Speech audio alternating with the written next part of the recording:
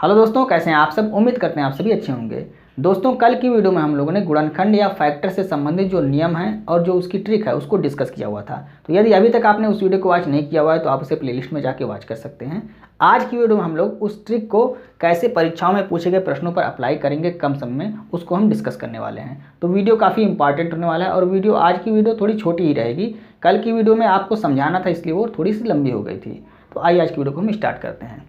तो सबसे पहले देखिए, यहाँ एक उदाहरण दिया गया है 120। अब 120 एक उदाहरण हम लेते हैं और इसी पर हम आपको सभी ट्रिक को अप्लाई करके बताएंगे कैसे हम कम समय पर इसको अप्लाई करते हैं।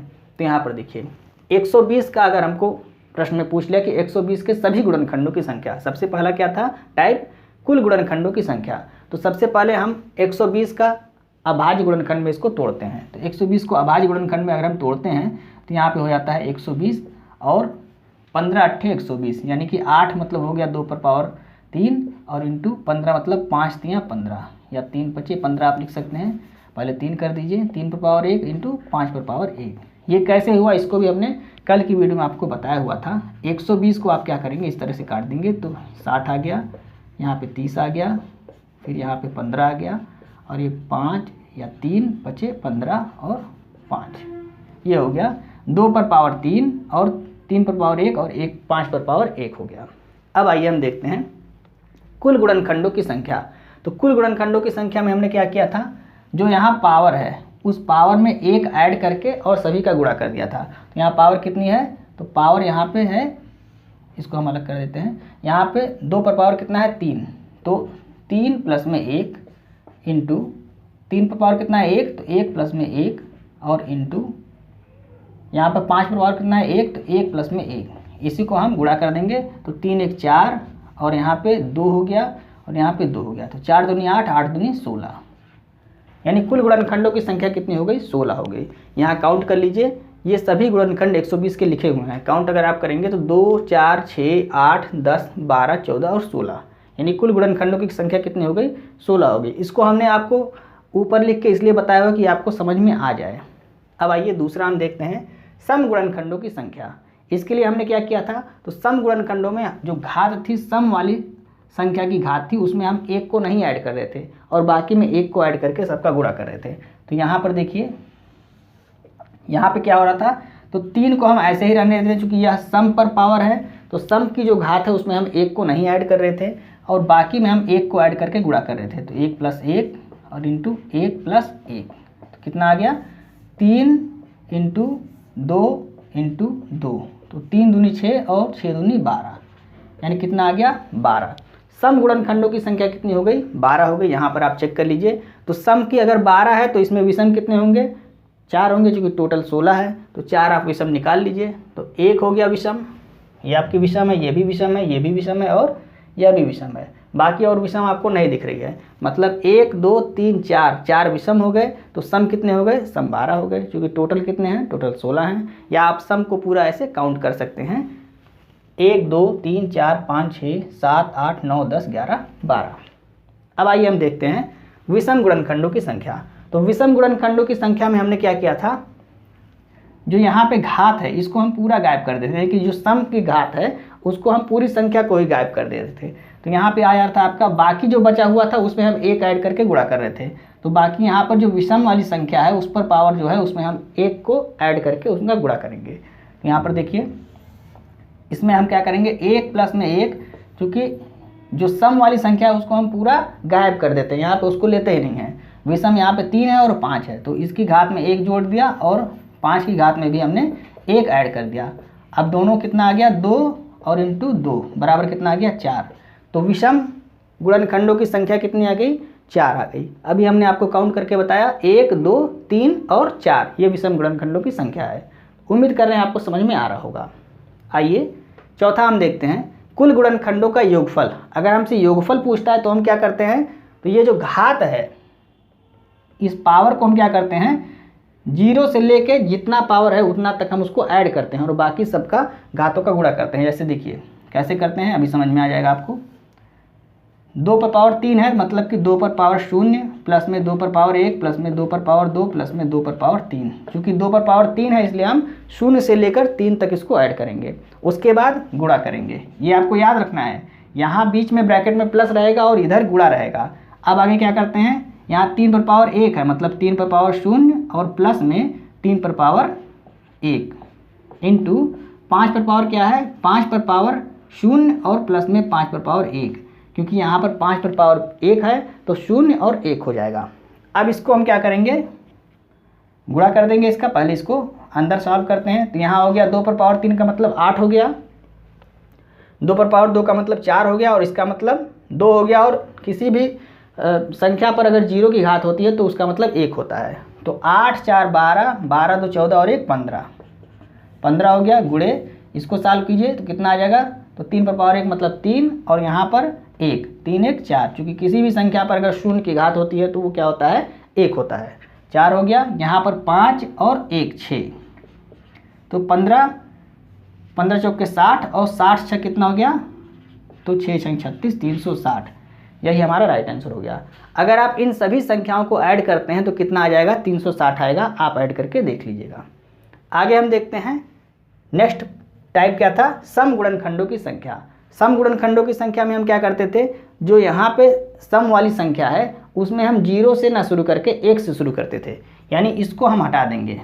सम गुणनखंडों की संख्या अगर हमको ज्ञात करनी है तो यहाँ पर जो हम सम वाली घात रहती है, यहाँ 2 3 4 5 कुछ भी रहेगा तो उसको 0 से शुरू करके ना करके हम 1 से शुरू करेंगे। तो यहाँ पर देखिए, यहाँ पर क्या हो जाएगा, 2 पर पावर 1 प्लस में 2 पर पावर 2 प्लस में 2 पर पावर 3, क्योंकि 2 पर पावर 3 है इसलिए 2 पर पावर 3 तक हम ले जाएंगे।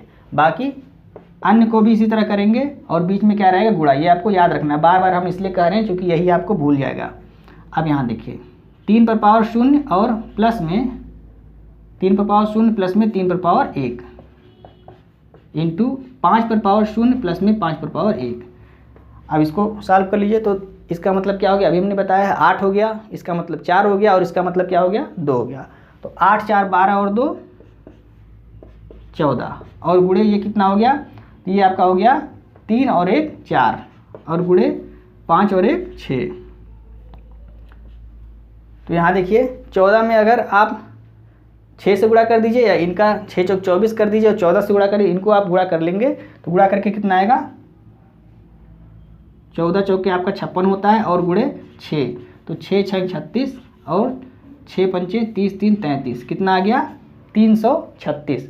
अब यहाँ पे आप देख लीजिए टोटल जो योगफल आया है वो कितना आया है 360 और सम वाली जो गुणनखंडों की संख्या है उनका योगफल कितना आया है 336। तो यहाँ विषम वाली संख्या आपको क्या दिख रही है, 1 2 3 और 4, इनको अगर आप ऐड करेंगे तो 15 और 5 20 और 20 3 23 1 24। अगर टोटल में से आप 24 को घटाएंगे तो क्या आएगा, 336 ही तो आएगा। तो इस तरह से आप इसको चेक भी कर सकते हैं। नेक्स्ट है विषम गुणनखंडों की संख्या। विषम गुणनखंडों की संख्या में हमने क्या किया था, तो सम वाले को हमने पूरा गायब कर दिया था। जैसे हमने यहाँ पर विषम गुणनखंडों की संख्या अगर हम निकाल रहे थे तो यहाँ सम को पूरा गायब कर देते थे, वैसे यहाँ पर विषम गुणनखंडों का जब योगफल निकालेंगे तो यहाँ पर हम क्या करेंगे, सम वाले को पूरा गायब कर देंगे। तो बचा क्या, विषम। तो विषम में हम क्या करेंगे, 3 पर पावर 0 प्लस में 3 पर पावर 1 और बीच में इंटू 5 पर पावर 0 प्लस में 5 पर पावर 1, कितना आ गया यहाँ पर देख लीजिए, तो 3 और 1 4 आ गया और इंटू 5 और 1 6 आ गया, तो 6 चौक 24। अभी आपने ऐड किया है यहाँ पर इसको 15 5 20 3 23 और 1 24, यानी कि विषम गुणनखंडों का योगफल कितना आ गया, 24 आ गया। नेक्स्ट हम देखते हैं अभाज्य गुणनखंडों का योगफल। अभाज्य गुणनखंडों का योगफल हमने क्या किया था, तो जो पावर थे उनको केवल ऐड कर दिया था, तो हमको अभाज्य गुणनखंड का योगफल या अभाज्य गुणनखंडों की यहाँ संख्या होगी। अभाज्य गुणनखंडों की संख्या कैसे प्राप्त होगी, तो जो पावर है उसको हम ऐड कर देते हैं। तो पावर यहाँ कितना है, 3 है और प्लस में 1 है और प्लस में 1 है, कितना हो गया 3 2 5। ये क्या हो गया, अभाज्य गुणनखंडों की संख्या हो गई। अब यहाँ देखिए अभाज्य गुणनखंड अगर आप देखते हैं तो एक ना तो अभाज्य है और ना ही भाज्य है, तो कितने हो गए, यहाँ 2 भाज्य है। सबसे छोटी अभाज्य संख्या क्या है, सबसे छोटी अभाज्य संख्या 2 है, उसके बाद 3 है और 3 के बाद फिर 5 है और उसके बाद आप देख लीजिए कोई अभाज्य संख्या नहीं है। तो यहाँ पे कितना हो गया 1 2 3। अब आप कहेंगे यहाँ तो आपका 5 आ रहा है लेकिन यहाँ पे 3 है अभाज्य संख्या, तो 3 किस तरह है, यहाँ देखिए जब आप इसको सॉल्व करेंगे तो यहाँ पर, इसलिए हमने यहाँ पे आपको लिख के बताया है 1 2 3 4 5। तो अभाज्य गुणन जो है, अभाज्य गुणनखंडों की संख्या कितनी है? 5 है। कैसे है? 1 2 3 4 5। लेकिन अभाज्य गुणनखंड कितने हैं? तो अभाज्य गुणनखंड 2 है, 3 है और 5 है, मतलब 3 है। अभाज्य, इसको आपको थोड़ा सा ध्यान में रखना है। अभाज्य गुणनखंड अगर पूछता है तो कितने हैं? 1 2 3 है। लेकिन अभाज्य गुणनखंडों की संख्या अगर पूछता है तो कितने हैं? 5 हैं। कैसे 5 हैं? तो 1 2 3 4 5 हैं। अब आपको समझ में आ गया होगा। अब आइए नेक्स्ट है भाज्य गुणनखंडों की संख्या। भाज्य गुणनखंडों की संख्या, तो भाज्य गुणनखंडों की संख्या हम कैसे निकालते हैं? तो जो टोटल गुणनखंड है, टोटल कितना है हमारे यहाँ? देखिए कुल 16 आया है। 16 में से हम इस अभाज्य को और 1 को घटा देते हैं। 1 क्या है? 1 ना तो भाज्य है और ना ही अभाज्य है, तो 1 को घटा देंगे और जो भाज्य वाली संख्या है उसको घटा देंगे तो हमको, सॉरी ये अभाज्य है, 1 को और अभाज्य वाली संख्या को जब हम घटा देंगे तो हमको भाज्य गुणनखंडों की संख्या प्राप्त हो जाएगी। तो टोटल संख्या कितनी है? 16 है। टोटल आपकी 16 है। 16 में से हमको घटाना क्या है? अभाज्य गुणनखंडों की संख्या, संख्या नहीं, अभाज्य गुणनखंड घटाना है और 1 को घटाना है। तो अभाज्य गुणनखंड कितने हैं? 1 2 3 है और 1, इनको घटाना है। तो 3 और प्लस में 1 कितना हो गया? तो 16 में से जब हम 4 को घटाएंगे कितना आ जाएगा? 12 आ जाएगा। काउंट कर लीजिए आप।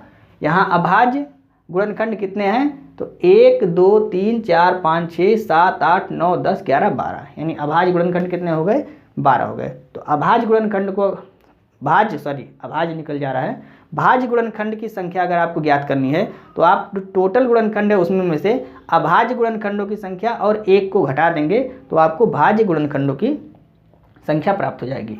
अब आइए यहाँ देखते हैं पूर्ण वर्ग गुणनखंडों की संख्या। तो पूर्ण वर्ग गुणनखंडों की संख्या कैसे हम निकालते थे? तो उसमें भी यहाँ पर जो पावर है तो इसको हम पूर्ण वर्ग में बदलते थे। तो यहाँ देखिए कितना पूर्ण वर्ग होगा?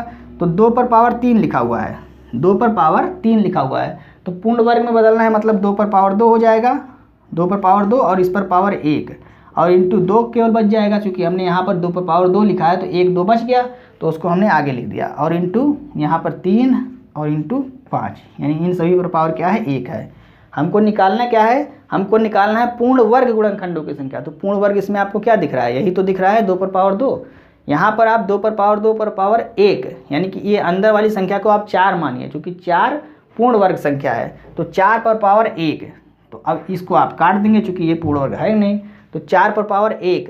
अब आप क्या करेंगे? जो यहाँ पे आप करते थे पावर में 1 ऐड करके और उसका गुणा करते थे, तो बाकी तो है नहीं, तो केवल हम इसी में पावर को ऐड कर देंगे, यानी कि 1 को ऐड कर देंगे। कितना आ गया? 2। तो पूर्ण वर्ग गुणनखंडों की संख्या कितनी आ गई? 2। एक बार फिर से समझ लीजिए, हो सकता है आपको समझ में ना आया हो। यहाँ पर जो पावर है 2 पर पावर 3 इंटू 3 पर पावर 1 इंटू 5 पर पावर 1, तो इसमें हमने क्या किया? यहाँ पर इसको हमने पूर्ण वर्ग संख्या बनाया। तो पूर्ण वर्ग संख्या कब बनेगा? 2 पर पावर 2 यानी कि 4। तो 4 पूर्ण वर्ग संख्या हो गई, तो इस पर पावर 1 हो गया। यहाँ हमने 4 ना लिख करके 2 पर पावर 2 ही लिखा हुआ है। यहाँ पर आप 4 भी लिख सकते हैं। तो अब 4 पर पावर 1 हो गया और गुणे 2 पर पावर 1, 3 पर पावर 1 और 5 पर पावर 1। आपको पूर्ण वर्ग संख्या निकालनी है, तो ये तो पूर्ण वर्ग है नहीं, तो इनको आप हटा देंगे। इन सभी को आप क्या करेंगे? हटा देंगे। जो पूर्ण वर्ग है उसकी पावर में आपको 1 ऐड करना है, और इसके अलावा अगर और कोई पूर्ण वर्ग होता तो उसकी भी पावर में आप 1 ऐड करते और उन सभी का गुणा करते। तो यहाँ पर केवल 2 ही है, तो इसकी पावर में आपने 1 ऐड किया तो कुल कितना आ गया? 2 आ गया। अब यहाँ पे आप चेक कर लीजिए पूर्ण वर्ग संख्या कितनी है। तो 1 आपकी पूर्ण वर्ग संख्या है और 4 आपकी पूर्ण वर्ग संख्या है। बाकी आप देख लीजिए कोई आपको पूर्ण वर्ग संख्या नहीं दिख रही होगी। उम्मीद करते हैं आपको समझ में आया होगा। इसके अलावा एक और बचता है पूर्ण घन संख्या। तो पूर्ण घन संख्या को भी हम यहाँ पर समझा देते हैं, अलग से नहीं लिखते हैं। देखिए पूर्ण घन संख्या में क्या होता है,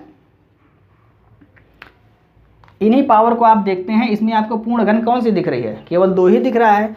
तो 2 पर पावर 3 और इस पर पावर 1 हो जाएगा, और इंटू 3 पर पावर 1 और इंटू 5 पर पावर 1। अब यहाँ पे पूर्ण घन क्या दिख रहा है? यही तो दिख रहा है, मतलब 8। 2 पर पावर 3 का मतलब 8। तो 8 आपकी पूर्ण घन संख्या है और इस पर पावर 1 है, और ये सभी आपके हट जाएंगे जिस तरह से यहाँ पे हट गए थे। तो इनको जब आप हटा देंगे तो यहाँ बचेगा क्या? यहाँ बचेगा आपका सिर्फ 8 पर पावर 1। तो 1 पर आप क्या करेंगे? 1 को ऐड कर लेंगे, बराबर कितना हो गया? 2। तो जो पूर्ण घन संख्या है इसको आप अलग से नोट करके लिख लीजिए। हम यहाँ पे स्पेस नहीं था इसलिए यहाँ पे लिख रहे हैं। तो इसको आप लिख लीजिए पूर्ण घन संख्या। अब पूर्ण घन संख्या निकालने के लिए क्या करते हैं, 2 पर पावर 3 यानी कि जो पूर्ण घन है उसी की पावर हम लगाएंगे, तो यहाँ पे पावर 1 है। अगर यहाँ पे 64 होता तो यहाँ पे हम क्या रखते, 2 घात रखते, तो यहाँ पे केवल क्या है 8 ही है, तो इसलिए हमने 1 घात रखा है और इसको हमने हटा दिया। क्यों हटा दिया, क्योंकि ये पूर्ण घन संख्या नहीं है। अब पावर में 1 ऐड करके और गुणा करेंगे, तो गुणा करने के लिए कोई और संख्या है नहीं, तो सिर्फ पावर में हम 1 ऐड कर देंगे, कितना आ गया 2 आ गया। तो 2 यहाँ पे देख लीजिए पूर्ण घन संख्या कितनी है, तो एक आपकी पूर्ण वर्ग संख्या भी है और पूर्ण घन संख्या भी है, और उसके बाद 8 ये आपकी क्या है, पूर्ण घन संख्या है।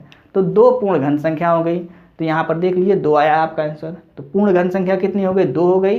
पूर्ण वर्ग संख्या कितनी हो गई, वो भी 2 हो गई, और बाकी को हमने यहाँ पे आपको सॉल्व करके बताया।